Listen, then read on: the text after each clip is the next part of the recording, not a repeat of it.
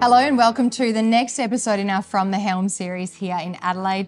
I'm so excited today to take you behind the life of the man behind Centaurus Metals, Darren Gordon, the Managing Director. Darren, thanks for joining us today. Hey, Grady, how are you? Good, and now we're going to put a magnifying glass over your life. I know it's difficult, and I know all the Managing Directors never want to talk about it, but investors like to know that they're investing in the experience behind the company. Sure. So we'll start with the easy one. What was your university degree, your early jobs, and any fond memories? Yeah, look, I did a business degree. So again, a lot of managing directors might be geologists, they might be mining engineers, but I've sort of come from this background of finance and went to Curtin University in Western Australia, been there.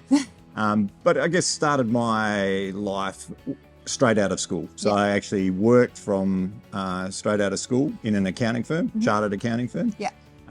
Went to university at night for the first couple of years, then sort of did part-time, full-time, sort of ebbed and flowed through that. And sort of got through that whole chartered accounting side of things, got my qualifications, very great training ground. But yeah, that's sort of led me through to the path where I am today. Yeah, absolutely. So where was your first job in the mining industry?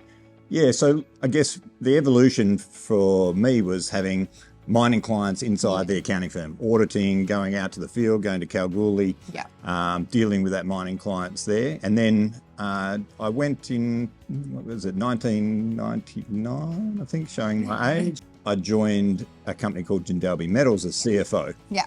So using that finance side of things, getting involved with the guys that have been in mining a long period of time, and sort of then had another 9 years there before jumping into the whole Centaurus side of things. Absolutely, and I think it's really important to understand a lot of investors actually like to see that a MD, CEO, executive has the experience in the financial side, because the finance side of mining is super hard, as I'm sure you can agree. Absolutely. And understanding the importance of financing operations, drilling, and the longevity of a mine. Yep. Yeah, access to capital. I think that's another thing, just knowing where to go and how to actually manage through those things. Absolutely. Now you're in nickel now with Centaurus. Nickel's had a pretty volatile last year. Yes. Have you always wanted to be in nickel, or is that kind of where your path's just taken you? Yeah, I think it's more of a path. I mean, we've been in Brazil now for nearly 15 years as Centaurus Metals. Started out life looking at iron ore assets. Had this nickel asset for the last 4 years. And yes, we've had to deal with the market conditions, but I think there's probably some unique things that our Jaguar project has to offer, that with the passage of time and when we get our feasibility study out to the market in the next few months, will demonstrate itself. It's quite different to the nickel sulfide space that people might have been exposed to in the broader media as to how tough it is or anything like that. So never saying it's easy, never been something where we've wanted to say, specifically we're in nickel. What we want to do is find good assets in Brazil and then try to develop them and obviously generate shareholder wealth that way. Now, as a managing director, you can't just be across the operations. You have to make a board happy, investors happy, employees happy, and have the whole operation in good stead. Yep. Tell us about an average day in the life of Darren. Look, at the moment, it's always very busy in the context of hours, because you've got your day job, you wake up, you've got 3 hour time difference to Sydney and Melbourne, being based in Perth. You're sort of getting in to deal with that side of it. You've got your normal day job during the day, and then of the night time, you might take a few hours off, and then you're into talking to Brazil and manage that distance of time.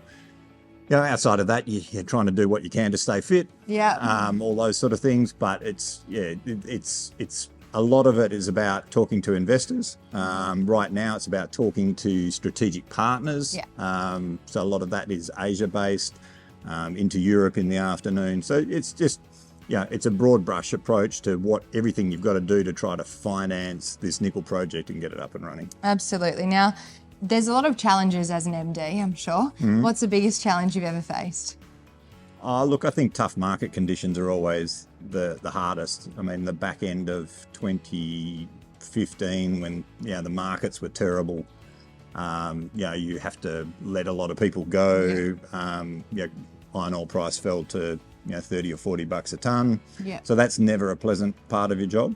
And then the next step behind that is then raising enough money to keep the company alive, at times. So, whilst we've been successful in more recent times and we've been able to raise, very good licks of money, I remember 2015, 2016 raising 300,000, 500,000, really just to keep everything going. And that's pretty challenging. Yeah, definitely. And I think through every challenge, you kind of take something away and keep moving forward, right? It's the only way. So why should investors take confidence in your ability to be the man behind Centaurus? Oh, look, I mean, there's definitely a passion there for Brazil. There's a passion there for resources. I'm very keen to build something in the context of a mining operation. So, yeah, I mean, that's always going to be at the eye of the beholder as to whether they can sort of take that faith. But, I definitely have got skin in the game as far as my own equity in the company. And so we're very passionate about what we do and try to find good people. And, hopefully over the passage of time, I've demonstrated the bona fides of myself as an individual, but also as Centaurus as a company is something where people are willing to invest. Yeah, definitely. Now, I can't let you go without a quick 12-month update. What can we look forward to and what can the market look forward to for Centaurus Metals over the next 12 months? Yeah, look, I think the big thing is still the feasibility study for the nickel project. That's due at the end of June.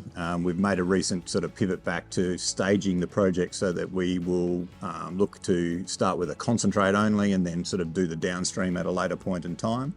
I think that has been received well, but that is got to be demonstrated now through the economics in the feasibility study. I think it will be. Yeah. I think the economics, as we push them through the market, people will be able to see the gap between the market cap that we are now and where that value sits, and then that will translate through partners coming into the project. So that's the number one thing. We're going to be drilling our copper project in the next few weeks, starting that work, but really all about now trying to find that off-taker, find that partner, make Jaguar a real project that people can really get behind. Absolutely. Darren Gordon of Centaurus Metals, thank you so much for your time today. We look forward to seeing a lot of news flow out of Centaurus over the next 12 months. Yep, indeed. Thanks.